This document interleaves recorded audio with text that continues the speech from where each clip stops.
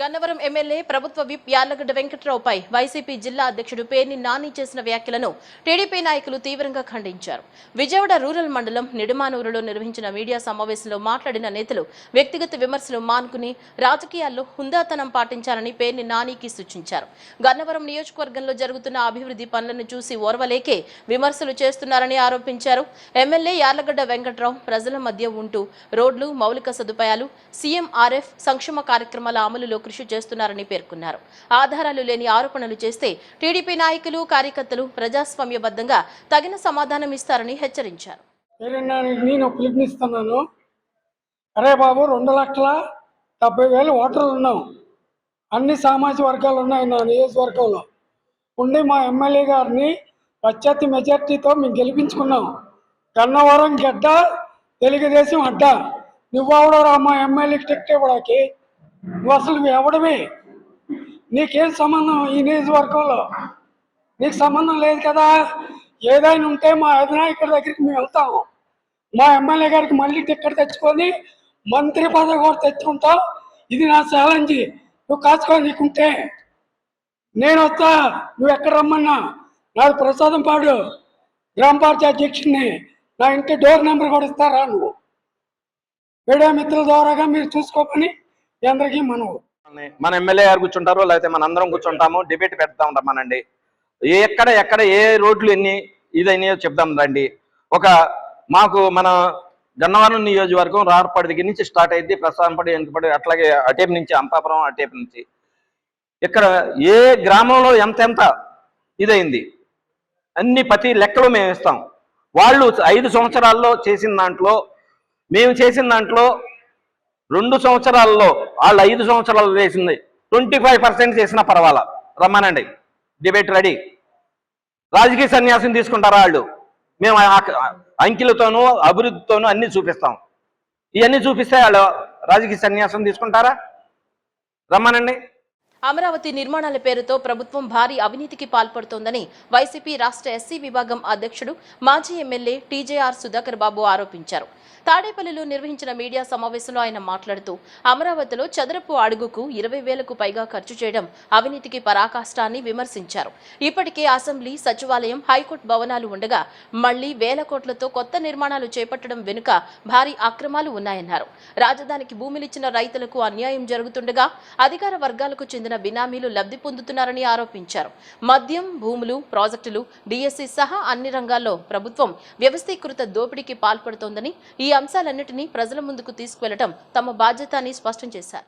చంద్రబాబు నాయుడు గారి పద్ధతి ఏమో దోచుకో, పంచుకో, తినుకో. ఇదేమో డిపిటి సిస్టమ్. ఈ 2 సిద్ధాంతాల మధ్యలో వైరుధ్యం ఈ రాష్ట్రంలో పతాక శీర్షిక చేరిందని మనం చేస్తున్నాం. స్వప్రయోజనాల కోసం ప్రజల యొక్క ధనాన్ని, ప్రజలకు సంబంధించిన ఆస్తులను అప్పనంగా దోచిపెట్టే విధానాన్ని ఇంత నిసిగ్గుగా, బహిరంగంగా దోచిపెడుతున్న విధానం ప్రపంచ రాజకీయాలలో కాదు కదా, ఈ భూ ప్రపంచంలోనే ఇంత నిఖార్సుగా చేసేవాడు లేడు. కేవలం చంద్రబాబు నాయుడు మాత్రమే దోపిడీని నిఖార్సుగా చేస్తాడు. ఏ సిగ్గుపడడు. కార్యకర్తలకు డబ్బులు పంచిపెట్టడం, కార్యకర్తల జోబులు నింపటం, వాళ్ళకు అనుకూలంగా ఉన్న పత్రికలకు దోచిపెట్టడం, మీడియా సంస్థలకు పంచిపెట్టడం అనే సిద్ధాంతాన్ని పూర్తిగా న్యాయం చేస్తూ ఓ మంచి దోచుకునే పరిపాలన అందించడంలో పూర్తిగా ఆయన సక్సెస్ అయ్యాడు. ఇలా నేను చెప్పుకుంటూ పోతే నా దగ్గర పుంకాలుగా సమాచారం ఉంది. మచ్చుకి కొన్ని విషయాలను ఈ రోజు మీ దృష్టికి తెస్తాను. అది ఒక రాజధాని నిర్మాణం కావచ్చు, పోలవరం నిర్మాణం కావచ్చు, భూ కేటాయింపులు కావచ్చు, లేదా ఈ రాష్ట్రంలోని సహజ వనరులను దోచుకునే విధానం కావచ్చు, ఈ మధ్యనే జరిగిన ఉద్యోగాల పంపకాల విషయం కావచ్చు, ఇలా అనేక విషయాలలో తెలుగుదేశం పార్టీ వాళ్ళ అనుకూల పత్రికలు, సంస్థలు కూడబలుక్కొని చేస్తున్న విషయాలను ఈ రోజున నేను మీ దృష్టికి తీసుకొస్తాను. ఉదాహరణకి రాజధాని ప్రాంతంలో చంద్రబాబు నాయుడు గారు 5 ఎకరాల స్థలంలో సువిశాలంగా ఒక ఇల్లు కడుతున్నాడు. దాని ఎకరం విలువని వాళ్ళు ప్రభుత్వానికి డాక్యుమెంట్లు, స్టాంప్ డ్యూటీ కొని ప్రభుత్వానికి వెల చెల్లించి ఇంటి నిర్మాణం చేస్తున్నారు. ఎవరికి అభ్యంతరం ఉండటానికి వీల్లేదు. అది ప్యాలెస్ కాదు సుమా, అది పూరి గుడిసె. మమ్మల్ని తాడేపల్లి ప్యాలెస్ అని అంటున్నారు కదా. జగన్మోహన్ రెడ్డి గారు 1 ఎకరంలో 25 ఎకరంలో కట్టుకుంటే తాడేపల్లి ప్యాలెస్ అయింది. చంద్రబాబు నాయుడు గారు అమరావతిలో ఒక పూరి గుడిసె కట్టుకుంటున్నాడు కేవలం 5 ఎకరాల్లోనే. అదేం అతిశయోక్తి కాదు. దానికి నిర్మాణానికి సంబంధించిన పనులను చక్కబెడుతున్న సంస్థకి నేను మీడియా మిత్రులను సవినయంగా చేతులు జోడించి ఈ రాష్ట్రంలో పేదవాడి కోసం బలమైన కలంతో గళంతో సామాజిక మాధ్యమాల ద్వారా, ప్రసార మాధ్యమాల ద్వారా, పత్రికల ద్వారా ప్రజలకు అవగాహన కల్పిస్తున్న మీడియా సంస్థకు ప్రతి ఒక్కరికి శిరస్సు వంచి దండం పెట్టి అడుగుతున్నా, అమరావతిలో చంద్రబాబు నాయుడు ఇంటిని నిర్మాణం చేస్తున్న సంస్థ పేరు ఏమిటి? ఆ సంస్థకు డబ్బులు సమకూర్చి పెడుతున్న వాళ్ళు ఎవరు? ఆ సంస్థకు అనకాపల్లి జిల్లా నక్కపల్లిలోని ఇండస్ట్రియల్ ఏరియాలో ఫ్లాట్లు ఎలా అప్పగించారు, ఎంతకు అప్పగించారు, ఏ సంవత్సరంలో అప్పగించారు? దయచేసి మీరు శోధించి వివరాలన్నీ ప్రజలకు తెలియపరచమని అడుగుతున్నాను. ఎన్టీఆర్ జిల్లా విజయవాడ రూరల్ మండలం నిడుమానూరులో పేదల ఇళ్లు తొలగింపుకు ప్రభుత్వం సిద్ధమైంది. రైల్వే ఫ్లైఓవర్ నిర్మాణం పేరుతో 100 కుటుంబాలను ఖాళీ చేయించేందుకు అధికారులు ప్రయత్నం చేస్తున్నారు. ఫ్లైఓవర్ నిర్మాణం కోసం పేదల ఇళ్లు తొలగించవద్దంటూ బాధిత కుటుంబాలు నిరసన దీక్షకు దిగారు. ఉన్న పళ్లంగా ఖాళీ చేయమంటే ఎక్కడికి వెళ్లాలంటూ వారు ఆవేదన వ్యక్తం చేస్తున్నారు. గన్నవరం ఇళ్ల తొలగింపును నిరసిస్తూ బాధితులు ఆందోళనకు దిగారు. ఈ సందర్భంగా బాధితులు మాట్లాడుతూ 3 తరాలుగా ఇక్కడే నివసిస్తున్నామన్నారు. గత కొన్ని నెలలుగా రైల్వే ఫ్లైఓవర్ నిర్మాణం కోసం అధికారులు సర్వే చేస్తున్నారన్నారు. ఈ క్రమంలో ఎటువంటి సమాచారం ఇవ్వకుండా వారంలో ఇళ్లు ఖాళీ చేయాలని అధికారులు ఒత్తిడి తెస్తున్నారన్నారు. ప్రత్యామ్నాయం చూపకుండా ఇళ్లు ఎలా ఖాళీ చేయాలని ప్రశ్నించారు. ఉన్న పడంగా ఇళ్లు ఖాళీ చేయమంటే 100 కుటుంబాలు ఎక్కడికి వెళ్లాలన్నారు. ప్రభుత్వం ఏమీ పట్టించుకోవడం లేదని విమర్శించారు. న్యాయం జరిగే వరకు ఇక్కడి నుంచి కదిలే పరిస్థితి లేదని హెచ్చరించారు. ఫ్లైఓవర్ కు అడ్డులేని ఇళ్లను కూడా తొలగించాలని చూస్తున్నారన్నారు. ఫ్లైఓవర్ నిర్మాణానికి అవసరమైన మేర తీసుకోవాలని, ఇళ్లు తొలగించే పరిస్థితి వస్తే గ్రామంలోనే ప్రత్యామ్నాయ స్థలంలో ఇళ్లు నిర్మాణం చేసి ఇవ్వాలని వారు డిమాండ్ చేస్తున్నారు. పేదల ఇళ్లని బలవంతంగా ఖాళీ చేసే ప్రక్రియలో భాగంగా రెవెన్యూ, పోలీస్ యంత్రాంగం కూడా ఇక్కడికి రావడం జరిగింది. దాన్ని సిపిఎం పార్టీ తరఫు నుంచి, అదేవిధంగా వైఎస్ఆర్ కాంగ్రెస్ పార్టీ నుంచి మేము దాన్ని అడ్డుకోవడం జరిగింది. ఇక్కడ ఉన్నటువంటి పేదలందరూ కూడా పేద మధ్యతరగతి వాళ్ళు, ఏ రోజు ఆ రోజు పనిచేసే కూలీలు, వీళ్ళందరినీ రాత్రికి రాత్రి ఖాళీ చేయించే ప్రక్రియకి మేము వ్యతిరేకం. ఏదైతే మేము ఈ వంతెన ప్రక్రియ ప్రారంభించారో ఆ రోజునే స్థానిక మాజీ శాసనసభ్యులు వల్లభనేని వంశీ గారిని తీసుకుని వెళ్ళి ఎంఆర్ఓ గారికి రిప్రజెంటేషన్ ఇచ్చి ఇక్కడ ఎంతమంది అయితే పేదలు వెళ్ళిపోతున్నాయో వాళ్ళందరికీ ప్రత్యామ్నాయం ఏర్పాటు చేయాలి, వాళ్ళందరికీ కూడా గ్రామంలోనే స్థలాలు ఏర్పాటు చేయాలని చెప్పడం జరిగింది. ఈ కూటమి ప్రభుత్వం వచ్చిన తర్వాత 90 పైసలకే ఎకరా భూమిని మరి పెత్తందారులకి, పారిశ్రామికవేత్తలకి ఏ విధంగా కట్టబెడుతుంది? మరి పేదలకు ఇవ్వడానికి మీరు ఎందుకు సంకోచిస్తున్నారని చెప్పని ప్రభుత్వాన్ని ఈ సందర్భంగా మేము డిమాండ్ చేస్తూ ఉన్నాం. ప్రభుత్వం స్పందించి ఈ గ్రామంలోనే నిర్వాసితులకి తలా 3 సెంటు ఆ తర్వాత కేటాయించడమే కాకుండా అది నిర్మాణం చేసుకోవడానికి దానికి అవసరమైనటువంటి ఖర్చులు కూడా ప్రభుత్వమే భరించి ఈ పేదలకి ఇల్లు కట్టించి ఇవ్వాలని మేము డిమాండ్ చేస్తూ ఉన్నాం. ఎక్కడ కూడా మరి కొంతమంది కూటమిని సంబంధించిన నేతలు వచ్చి దాదాపు సుమారు ఇక్కడ 100 సంవత్సరాల నుంచి ఉంటున్నటువంటి పేద ప్రజానీకాన్ని ఖాళీ చేయించాలనే దురుద్దేశంతో 20 కుటుంబాలే ఉన్నాయి, 15 కుటుంబాలే ఉన్నాయి అంటున్నారు. మీరు దగ్గరకు వచ్చి కొంతమంది రెవెన్యూ యంత్రాంగం వచ్చి దాదాపు ఒక 43 పేర్లని ఇవ్వడం జరిగింది. ఎవరైతే నిర్వాసితులు అవుతున్నారో వాళ్ళందరికీ ప్రభుత్వం చేస్తున్న సహాయం ఏంటనేది వెంటనే చెప్పాలి.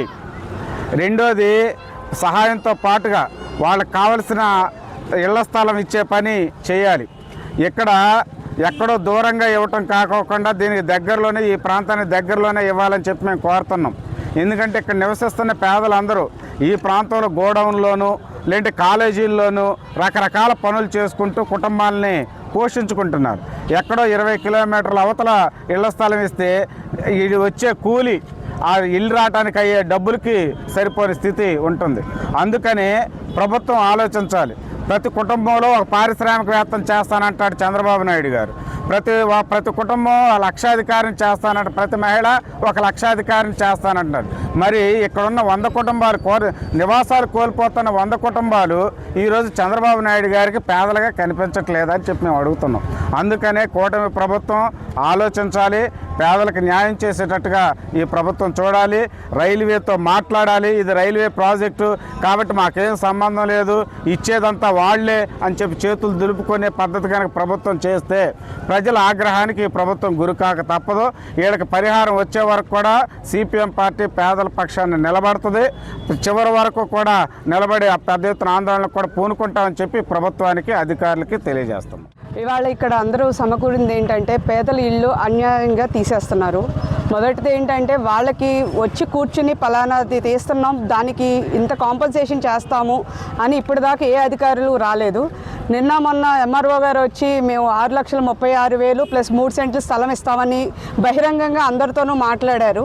మళ్ళీ ఇవాళ 24 గంటలు గడవక ముందే లేదు మేము ₹1,00,00,000 100 మందికి కలిపి ఇచ్చి తలా ₹1,00,000 మాత్రమే ఇస్తామన్నారు. ఈ రకంగా చేస్తే ఇక్కడ ఉన్న వాళ్ళందరూ చాలా పేదవాళ్ళు ఎక్కడికి వెళ్తారు, ఎక్కడ ఇళ్ళు తీసుకుంటారు, ఏం చేస్తారు అనేది ఇప్పుడు దాకా ఏవి చేయలేకపోతున్నారు. చిన్న చిన్న పిల్లలు ఉన్నారు. వీళ్ళందరికీ తగ్గట్టు న్యాయంగా కనీసం అన్నదాంట్లో సగమైన చేస్తే మేము సంతోషిస్తాము. మాజీ MP Kesineni Nani social media వేదికగా చేసిన వ్యాఖ్యలను మైలవరం నియోజకవర్గానికి చెందిన టీడీపీ నాయకుడు చంద్రశేఖర్ రెడ్డి ఖండించారు. తమ కుటుంబంలో ఏర్పడిన వ్యక్తిగత విభేదాలను రాజకీయ కోణంలో చూపిస్తూ కొందరు అనవసర ప్రచారం చేయడం బాధాకరమన్నారు. తమ కుటుంబ సభ్యులకు విజయవాడ ఎంపీ కేశినేని శివనాథ్ కి గాని మైలవరం ఎమ్మెల్యే వసంత కృష్ణప్రసాద్ కి గాని ఎలాంటి సంబంధం లేదని స్పష్టం చేశారు. రాజకీయ లబ్ధి కోసం కుటుంబ వ్యవహారాలను వక్రీకరించి ప్రచారం చేయడం సరైన పద్ధతి కాదన్నారు. గత 20 సంవత్సరాలుగా తమ కుటుంబం తెలుగుదేశం పార్టీలోనే కొనసాగుతుందని, కుటుంబంలో వచ్చే చిన్న చిన్న విభేదాలను రాజకీయ నాయకులకు ఆపాదించడం అనుచితమని పేర్కొన్నారు. అలాగే ఎలాంటి సంబంధం లేకపోయినా ఎంపీ కేశినేని చిన్ని, ఎమ్మెల్యే వసంత కృష్ణప్రసాద్ల ప్రతిష్టను దెబ్బతీయాలనే ఉద్దేశంతో కొందరు సోషల్ మీడియాలో అసత్య ప్రచారం చేస్తున్నారని ఆరోపించారు.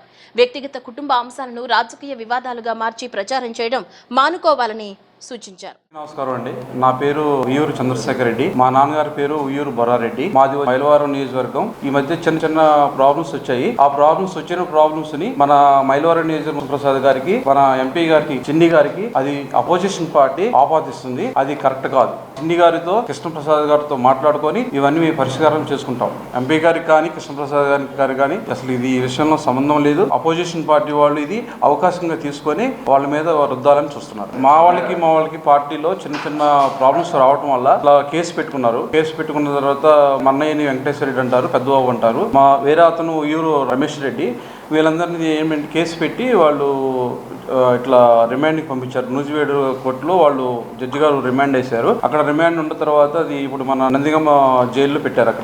అక్కడ నుంచి అది చిన్న పొరపచ్చలు వచ్చి చిన్న కమ్యూనికేషన్స్ ప్రాబ్లమ్స్ వచ్చేది తప్ప ఇందులో ఏది పెద్ద సమస్య లేదు. మేము ఆల్రెడీ పార్టీ పెద్దలతో కూర్చొని మాట్లాడుతున్నాము. ఈ సమస్యను మేము అందరూ కూర్చొని మాట్లాడుకొని పరిష్కరించుకుంటాం. పోస్టులు అనేవి అలా పెట్టడం కరెక్ట్ కాదని, అది తప్పని కూడా మేము చెప్తున్నాం. అంటే కేశినేని చిన్ని గారు అయితే కలగ చేసుకోలేదు. ఇది నాని గారు అపోజిషన్ పార్టీ, కేశినేని నాని గారు అపోజిషన్ పార్టీ వాళ్ళు. చిన్ని గారి ఇన్వాల్వ్మెంట్ లేకపోయినా, మరి కృష్ణప్రసాద్ గారి ఇన్వాల్వ్మెంట్ లేకపోయినా అపోజిషన్ పార్టీ వాళ్ళు ఇది ఒక ఆపర్చునిటీ తీసుకొని ఇట్లా తప్పుడు రాతలు రాస్తున్నారండి. నాని గారికి ఏం చెప్పాలనుకుంటున్నామంటే ఇది ఇంతటితో ఆపండి, దీన్ని ఎక్స్టెండ్ చేయొద్దు. ఇది మా కుటుంబంలో ఏమైనా ప్రాబ్లమ్స్ ఉంటే మేము మాట్లాడుకొని దీన్ని సాల్వ్ చేసుకుంటాము. దీన్ని మీరు ఎక్స్టెండ్ చేయబాకండి. ఇది నా అమూల్ రిక్వెస్ట్. బ్రిటన్ ముగించే ముందు హెడ్లైన్స్ మరోసారి.